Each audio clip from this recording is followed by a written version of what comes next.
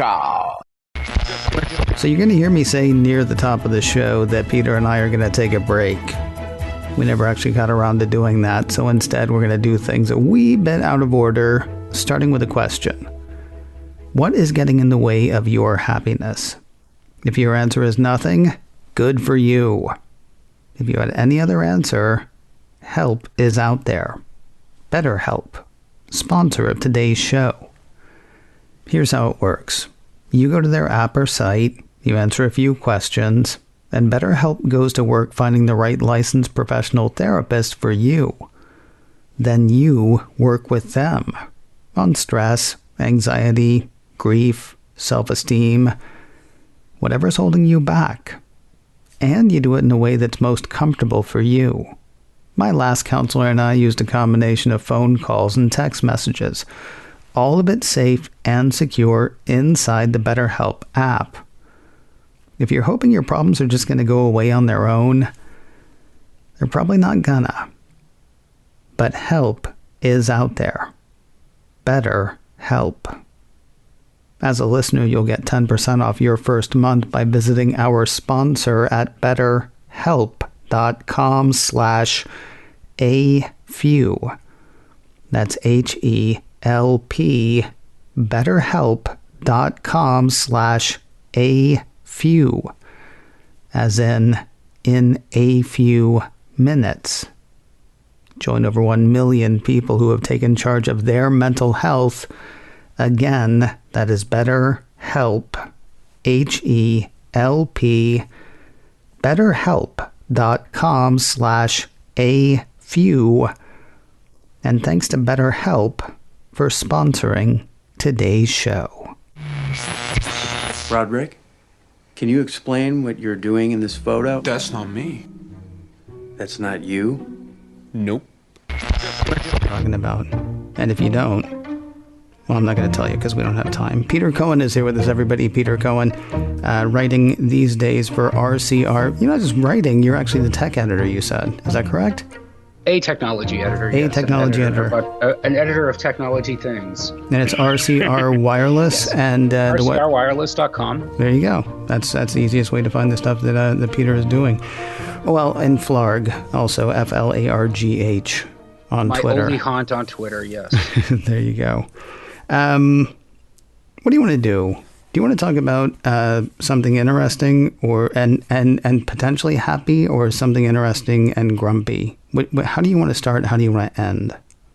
I want to start grumpy and end happy. All right. So I got a bone to pick with Apple CEO Tim Cook. Truly. Oh? Yeah, I know. So they've named a new guy to the board of directors for Apple. CEO of Johnson & Johnson. Gorski is his last name. I cannot remember his first name. And, Johnson & Johnson has done great under his leadership, and they're now, I think, the biggest, if not, or one of the biggest, if not the biggest, medical companies out there.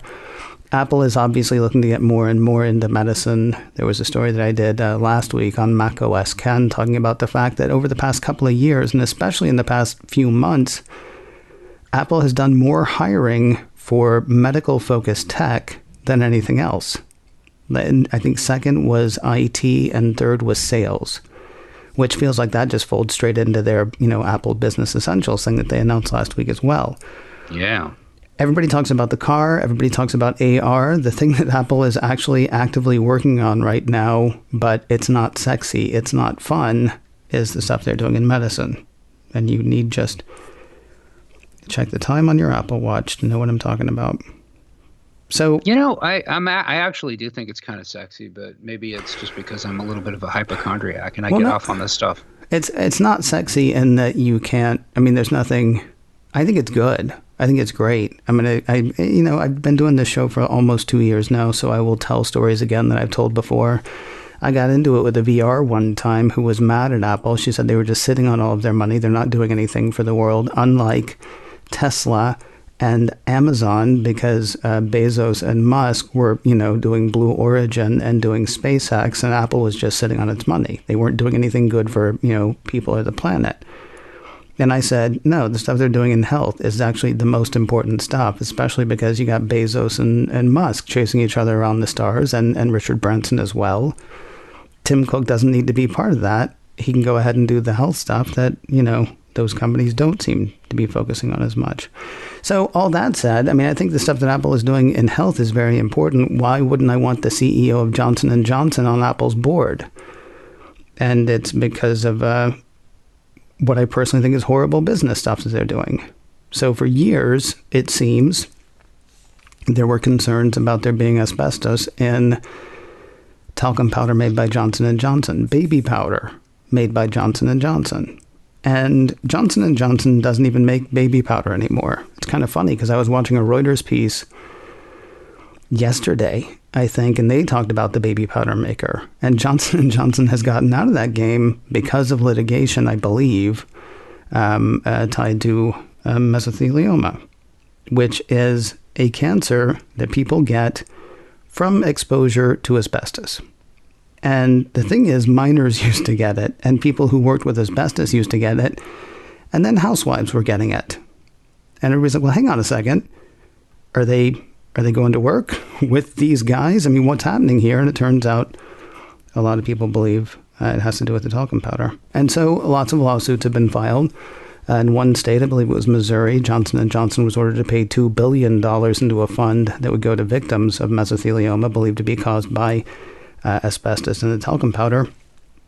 And so what Johnson & Johnson has done is they've stepped up and done the right thing. That'd be cool. No, what they did instead was they started another company.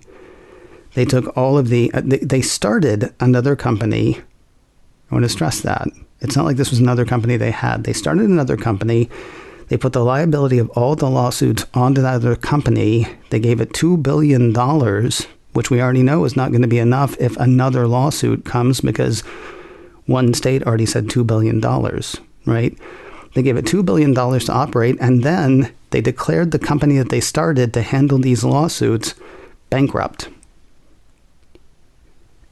And now they sit next to Tim Cook and Al Gore and whomever else, Mr. Gorski, sits on the board with Apple. Now, we spend a lot of time saying, I don't know that Apple should be doing what it's doing in China, but what Apple has always said is we follow the law wherever we are. And there is nothing illegal about what Johnson & Johnson has done, which is insane. It feels like it ought to be illegal. Like, can I kill a guy and then start another guy and say what that guy did? You see, the liability for the thing that I've done is actually on that guy now, even though they had nothing to do with it, even though they didn't exist before, and I get to walk away scot-free. I'm kind of bothered. I'm kind of bothered by the company they keep, and I understand it helps them in the medical thing, but it's wrong. It's legal, but it's wrong. And, well, that's okay, because that's that other company that didn't exist before you made it up out of whole cloth to take care of your malfeasance. I acknowledge everything that you just said. Okay. And I would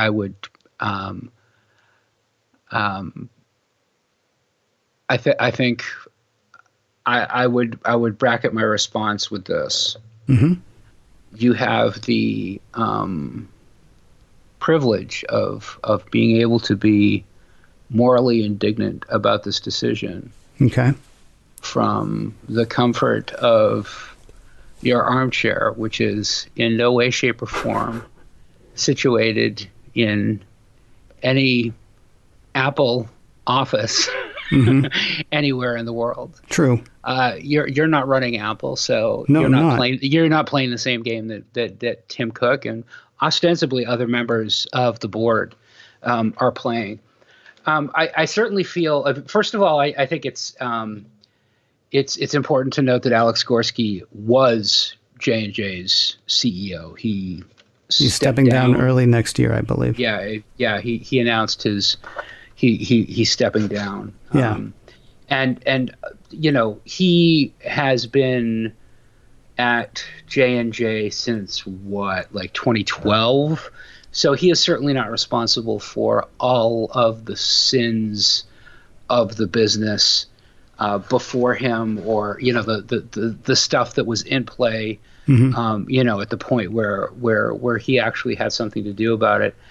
I'm not going to sort of form an opinion based on Johnson and Johnson's business practices in general, but this all underscores something that I think is very important for all of us to bear in mind when we develop our little tribal loyalties to the businesses that we do business with for whatever reason. These businesses are not your friend. Mm-hmm. Okay. And everything that Apple does for reasons that are certainly not necessarily the reasons why they state they do things. And I can go through practical example after practical example, but one quick one would be, Apple's push for privacy at the expense of ad revenue for Facebook, right? Mm-hmm. We know that there's correlation, that correlation and causation is related, right? That Facebook has reported our ad revenue has dropped because of the privacy controls that Apple has implemented in iOS. They've said that, right. Period. Right. They acknowledge it, right? Interestingly, parallel to that, Apple's own captured ad revenue has skyrocketed. Right. Okay. Now, Apple's protecting user privacy. Apple is giving users very clearly stated information about whether or not they want to share this information, to benefit this process. Yeah. But they're keeping it for themselves. And this is what you do when you create the whole walled garden model that has worked so well for Apple. With the iPhone. I am not critical of it. I am certainly an enjoyer of it, and I appreciate the many benefits that it conveys. Yeah. But let us not think that Apple does these things purely for altruism. It's got to make business sense for them to do too. Well, yeah, absolutely. And I've actually talked on, I think both on this show and I know on macOS Ken about, the fact that is the kind of thing that's going to raise questions. I think we actually did talk about it last week with Shelley Brisbane. The question I had was, can it be both? And I think the answer in that case is yes, it can be both. And Dave Cicilline is going to have questions about that. And, Republicans are going to have questions about it. And the EU and the EC are going to have questions about it. Everybody is going to ask questions about that one. The one that I find difficult is, at what point do we say, but that's bad business? And it's not bad business. It's good for the bottom line. I understand that legally Johnson & Johnson did the thing that legally Johnson & Johnson was allowed to do. At what point do you look at that, though, and go, but should you? Right? Because at some point, that has to be a question that we ask. It can't always be about, well, it was good for business, because somewhere along the way, that ends up being bad for everyone. It seems corporations are people, friend. No, they're not. Corporations are people that are allowed to operate without conscience, and we call those people who actually walk among us sociopaths. Right. So if you accept that we have bred because of our ridiculousness around, the conflation of money and free speech.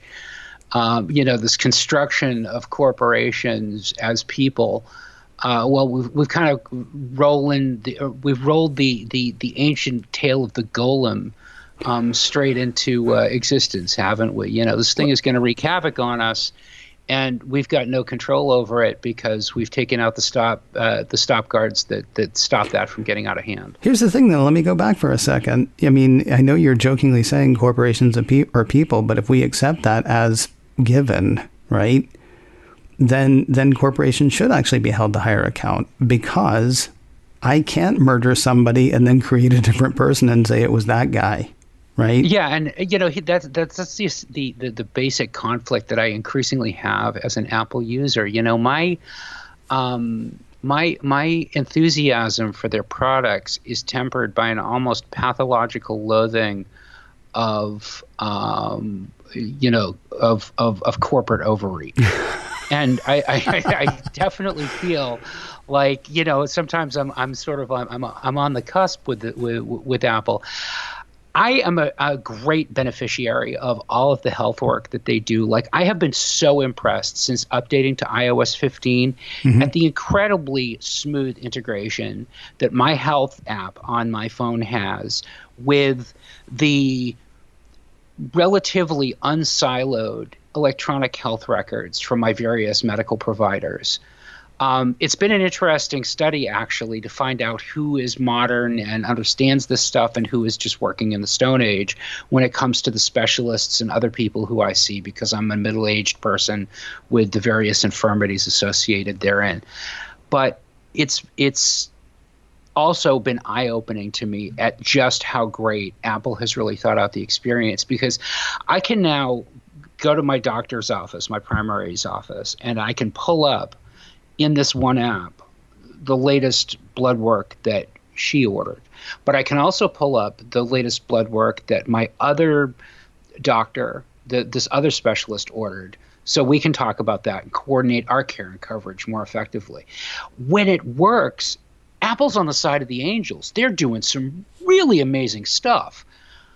Getting all those pieces together is a real problem, and that's because so much of this stuff is siloed and spread out, and there's really no force for standardization behind it. Vaccine cards are another great example. That technology to do those cool little QR codes, invented right here in Boston, Massachusetts, right? A product of Boston hospitals and Boston higher education. Guess what state doesn't actually use them? That's right, the Commonwealth of Massachusetts. Oh, please, it took California forever to get on the contact tracing thing that Apple and Google got together with. Apple based where? California. Google based where? California. And by the time they adopted the contact tracing, there's no point, because, the thing would actually catch fire if it counted the number of people that you had been in contact with. Ken, I miss the good old days when all we had to worry about was hot nuclear death from the Soviet Union.